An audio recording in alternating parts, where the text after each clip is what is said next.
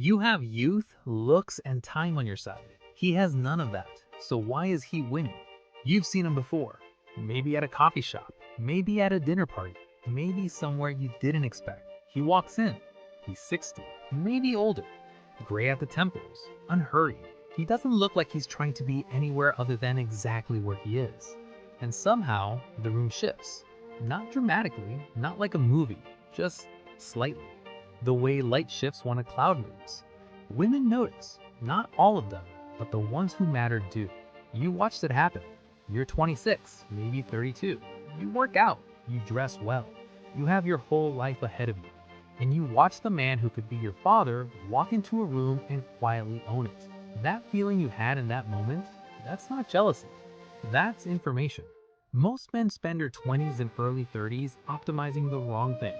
They track macros, they update their wardrobe, they study conversation techniques online at midnight. They try harder, they perform harder, and results stay thin. Meanwhile, somewhere across town, a man who hasn't seen the inside of a gym in 3 years, who doesn't know what Riz means, who didn't swipe right on anyone last night. That man just had a better week than you. This is not a coincidence, and it's not luck. There's a mechanism here, and once you see it, you can't unsee it. The first thing most men believe about attraction is that it's visual. Youth, symmetry, fitness. These things matter, they're told, and so they invest everything there. What they don't understand is that attraction, real attraction, the kind that holds, operates on a different frequency entirely. Visual signals get attention, but attention is not attraction. Attention is just the door. What's behind the door is the question. That 60-year-old man understood something about what's behind the door. He stopped trying to get through it by knocking louder.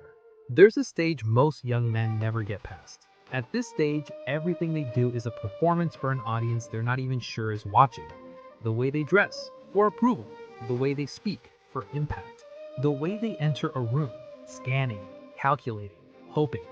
This is the service layer, and almost everyone lives here. At this layer, validation is the currency. Every interaction is a transaction. Did she respond? Did she seem interested?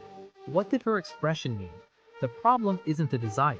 The problem is the energy it produces. You can feel it when someone wants something from you, even when they're hiding it, especially when they're hiding it.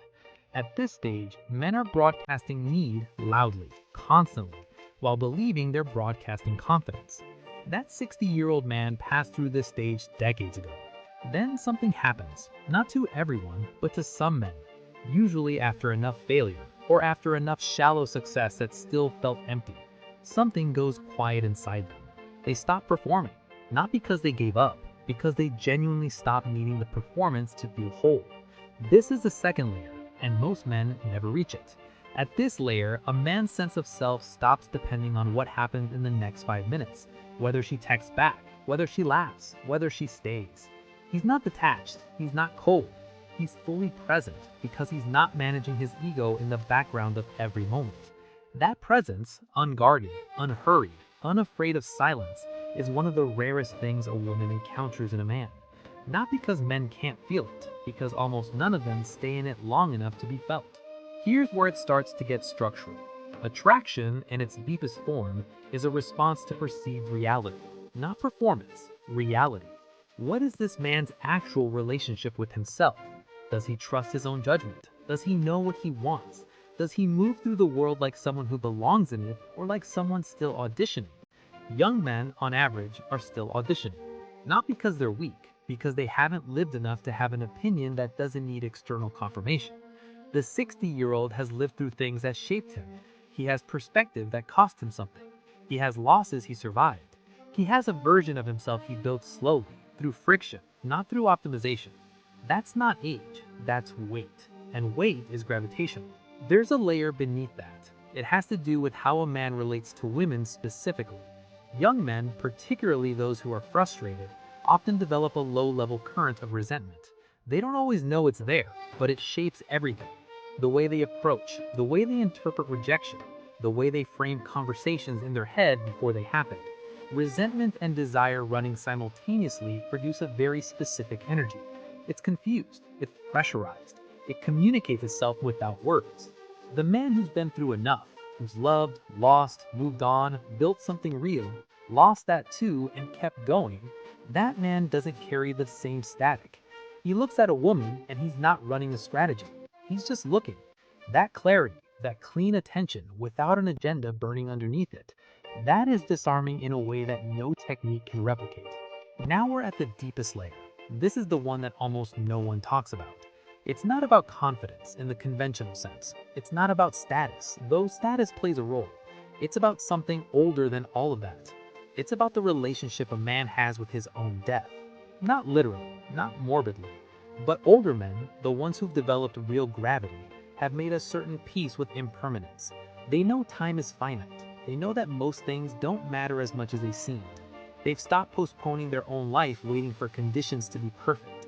That relationship with time produces a very specific quality: urgency without desperation, presence without performance, investment without attachment.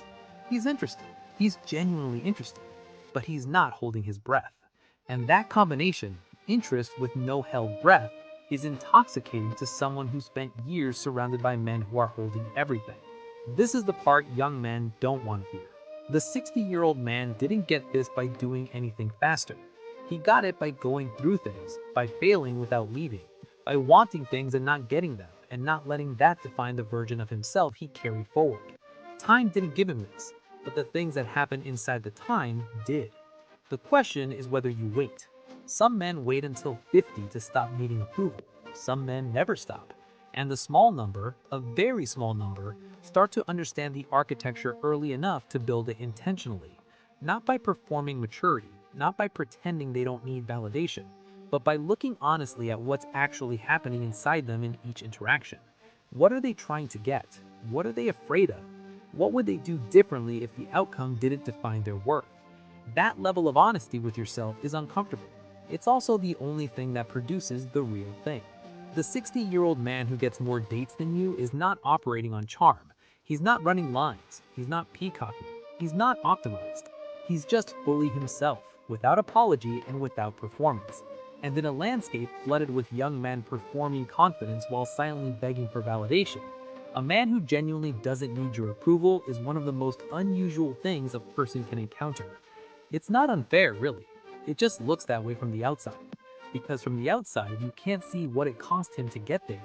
And more importantly, you can't see that the cost is available to you too. Just not for free and not today. But the door is there. Most men walk past it their whole lives, looking for a shortcut to what's on the other side. He stopped looking for the shortcut.